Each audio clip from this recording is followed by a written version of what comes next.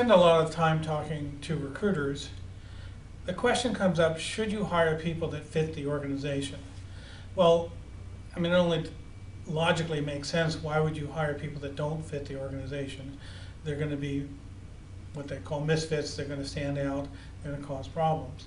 And I might have agreed with that 5 years ago, but I wouldn't now.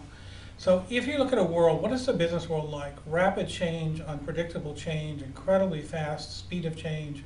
Things, Apple goes from a computer company to a music company to a telephone company to a tablet company. In a world of fast change, there's nothing that's more of a cement shoe that ties you down than organizational fit or organizational culture.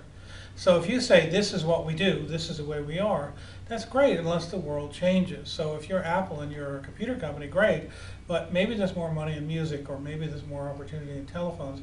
So the definition of fit, of what's appropriate, might change over time, and therefore when you hire people that historically fit, they probably will not fit this new environment.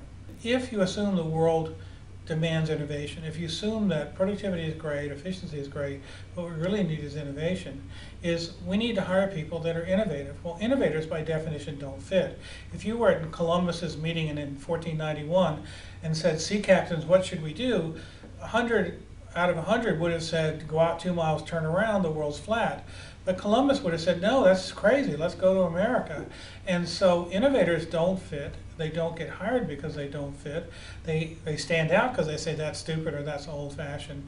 So I recommend hiring innovators. I recommend hiring people that don't fit because they will challenge your approach and give you new ones. I love what I call fist pounders or fist raisers.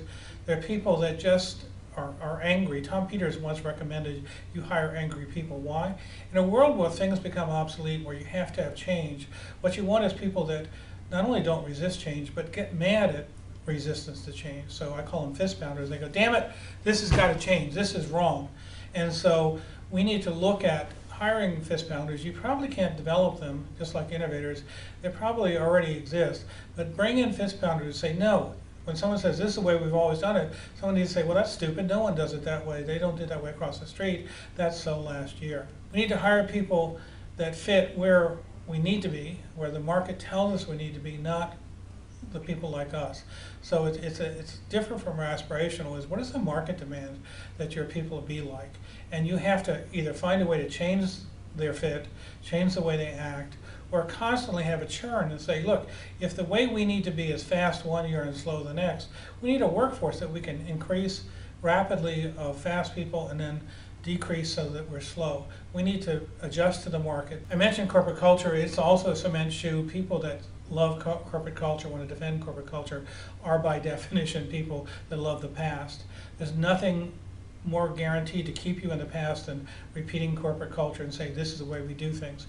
In a world where things have to be done differently every day, in a world where telephones have wires to telephones don't have wires to telephones are going to be watches, you need to have something that's flexible and agility. So anytime you say fit, I go, no, that's a bad word, because fit means fit compared to a fixed set of criteria.